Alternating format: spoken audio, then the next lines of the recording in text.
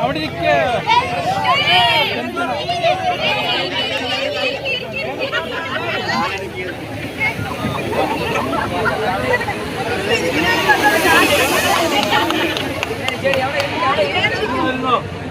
എല്ലാ ഗായകരും അവിടെ തന്നെ നിൽക്കണമെന്ന് അഭ്യർത്ഥിക്കുന്നു. നമ്മുടെ നിർദ്ദേശം കിട്ടാതെ ആരും തന്നെ നിൽക്കുന്ന പൊസിഷനിൽ നിന്ന് മാറരുത്.